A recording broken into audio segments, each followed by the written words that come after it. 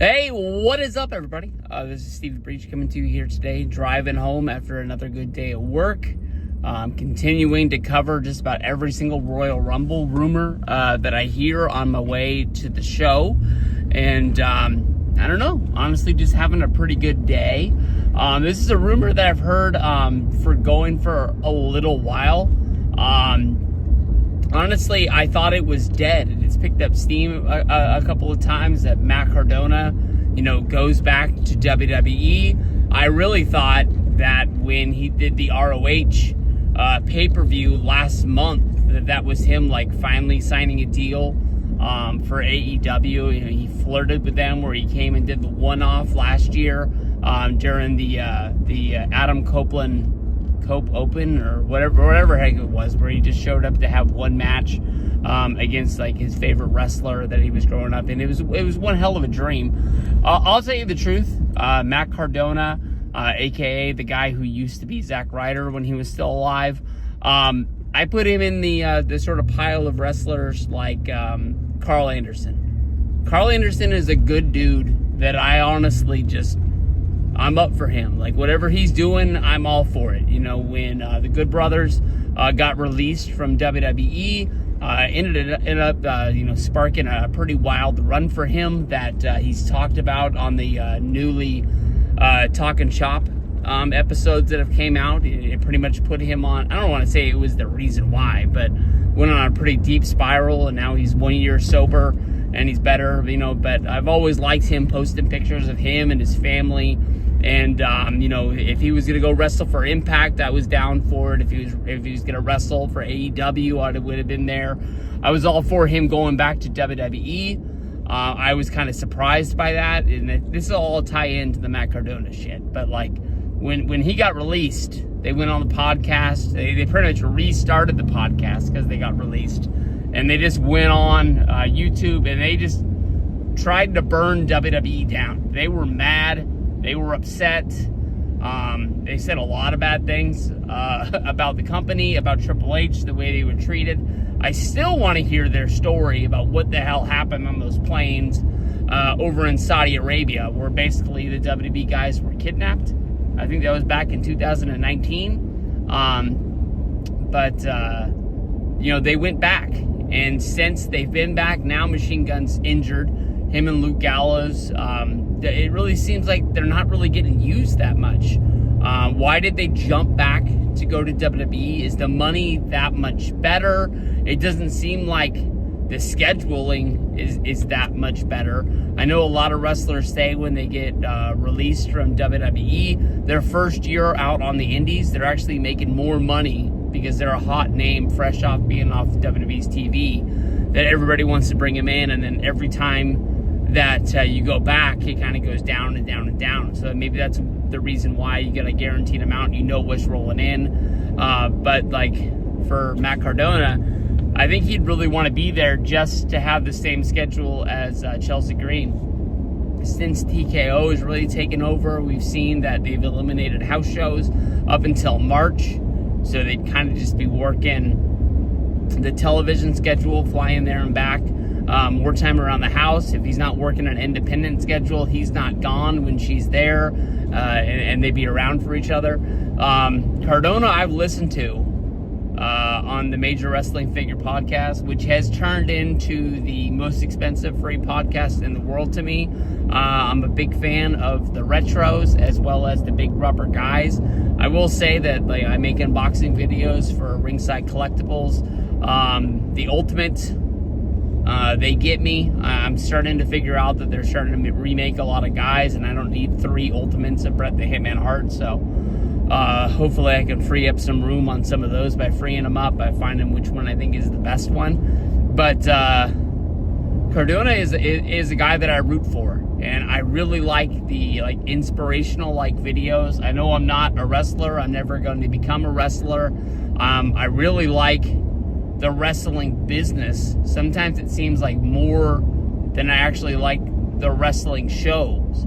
At some points during my fandom, listening to things like Meltzer talk about what's going on behind the scenes and kind of dig deep, reading books and other podcasts about stuff like that. And I'm 50-50. I really want Cardona to come back to WWE because he's kind of put it out there on the record like Zack Ryder is dead. That's no longer who he is. And if you haven't been watching or paying attention in the last 4 years to see what Cardona's done to like up his game on the independent schedule, like I was never the biggest GCW fan, but you know, when he went to wrestle against Nick Gage in the match that kind of like put him on the map as one of the best independent wrestlers there is in the country, I think I knew who Nick Gage was because it was kind of fresh after that Dark Side of the Ring Spike TV special. And even like listening to the podcast, you could hear him, Brian Myers' voice the first time that, you know, Matt announced the match. He's like, do you know what you're in for? Like, do you know who this is? Like, that guy is going to kill you. And like, not like just as a saying, he's going to kill you. And that's basically what happened in that match. I mean, light tube, pizza cutter across the face. I haven't seen that match since it happened, but like it's one that I can like play in my mind. Like it was almost too hardcore for me. It kind of was like it broke like what WWE and WCW set up as hardcore wrestling for me in my mind. It kind of like blew that out of the water. Almost too much. But I'm rooting for this. I really wanted to see him come in because it really seems like from his videos and from the things he says on his podcast is he wants to sign with WWE. Now, the down part of this video is I don't really know where Matt Cardona fits in the roster. I don't really want to see him come into WWE and become like what Brian Myers was during his last Kurt Hawkins run, where I think he lost continuously for like 2 or 3 years every match that he was in. And I know that if you're really into wrestling and you care about wrestling more than just what you're watching on TV, wins and losses really don't matter as long as the guys are going out there and giving really good, entertaining matches. But I don't want to see Matt Cardona come back and have to turn back into Zack Ryder, being like the over-the-hill, kind of like Jersey Shore guy just hanging on. I want it to be Matt Cardona. I want him to be able to say Matt Cardona is dead. Oh no, I apologize, I fucked that up. I want him to be able to say that Zack Ryder is dead and go. Like, do I think that Matt Cardona is going to be WWE champion? No. But is he a guy that could win the Intercontinental Championship again? Yeah, maybe. When he left, it was kind of in a time in WWE when I was falling out. I won't even say when he left. Like, during his last run in WWE is kind of like when I left the world of professional wrestling, like watching Raw and watching SmackDown, because it seems like before, you know, him and Brian Myers won the tag titles at WrestleMania, it was at 35 in New York.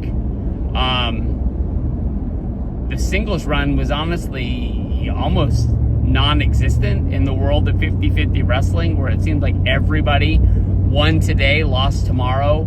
Oh, but he'll win the next day, just kind of like keeping everybody on the level playing ground. And he barely ever was able to score wins, no matter what he did to try and change it up, whether it was change his look, change his gear, try to do something really cool in the ring. It just kind of like he just wasn't in that spot. But I think he's left. He's kind of like redone himself to the point of like almost when Drew McIntyre, when he got released, as being a part of a 3-man band, and then he came back.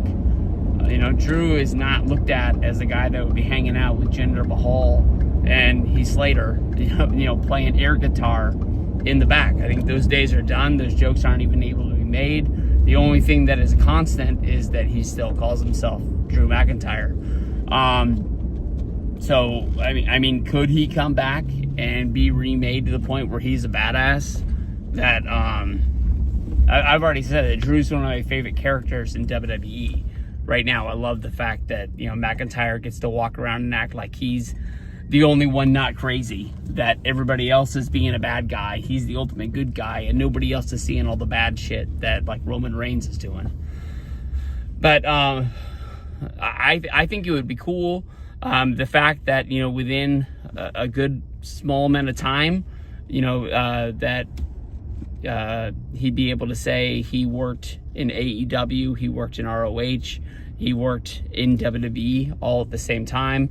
I think he is at a level of independent fame that still has WWE fame. They haven't made the joke in a while, but I think no doubt in my mind, before it is all said and done, Zack Ryder will be a WWE Hall of Famer. I think that if they wanted to, and the price was right, I think that he could be Zack Ryder for one night if it wasn't in the cards for him to actually get a real deal and come in. But I mean, I'm not looking for Matt Cardona to be wrestling on Main Event. I think he's better than that at this point in his career. It's hard to get airtime, especially now that Monday Night Raw, it looks like it's not going to be a 3-hour show each and every week. Last week ended at about 2.5 hours, and it just went dark. And when you really look at it, you know the guys like Punk, Rollins, McIntyre, Roman, Cody. When those guys are there, they're all the ones that are going to be, you know, getting the airtime. And then they've added all of these new women's singles titles, so they're going to be showing an emphasis on the women's division with them getting more matches at the time. And we don't want to just be counting down when was the last time that we saw him on Monday Night Raw or SmackDown. We don't want him just signed to the roster, hanging out and catering like it's 2010 all over again. I think that honestly Cardona deserves this. I think it would be awesome. I'm not really looking for him to come in at a level of like what AJ Styles was in 2016. No, that wasn't 2016, you idiot. That was, I think it was 2016 now that I think about it.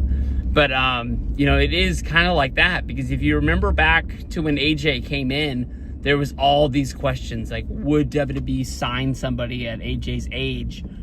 Would they bring him in? You know, when he brings him in, is he going to have to go to NXT to learn the WWE style and this, that, and the other? Instead, AJ just went right to the main roster, debuted in the Royal Rumble. And then once he was able to debut, he just honestly just started tearing it up. He won the WWE Championship within his first year. And now here we are, you know, 9 years later in 2025. He's injured, coming in off of another injury. And the last time we saw him, the dude looked as big as we'd ever seen him in his career. He looked like he was really gearing up for what could have been his last run or something like that. I got no doubt in my mind that he's the man. I think that if they give Cardona a chance, I think he knows what's going on. The only thing is that I've got from the podcast, he's told a few stories somewhere along the way in different shows. I'm pretty sure that he doesn't think that Triple H likes him. And maybe this is a new era. I'm sure at one point CM Punk didn't think that that Triple H liked him, and I don't think he liked Triple H either.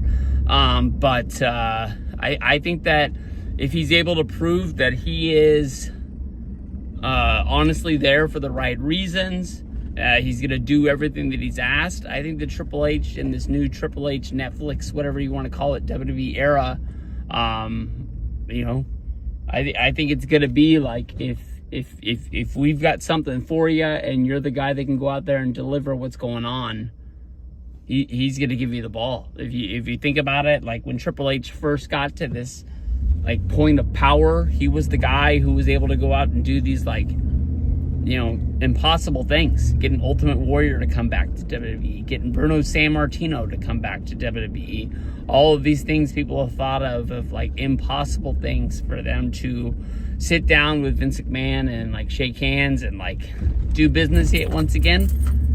Triple H was able to do it. So I think that he honestly is able to find a spot of like his feelings, business feelings, and just go. So when I'm watching the Rumble, I honestly hope I'm going to get a good feeling in my heart when Cardona's music comes on. I'm hoping it's not going to be the Zack Ryder theme, and we're actually going to see Matt Cardona in WWE. If they give him the ball, I think he'll do whatever they ask him to do, and he'll deliver by far.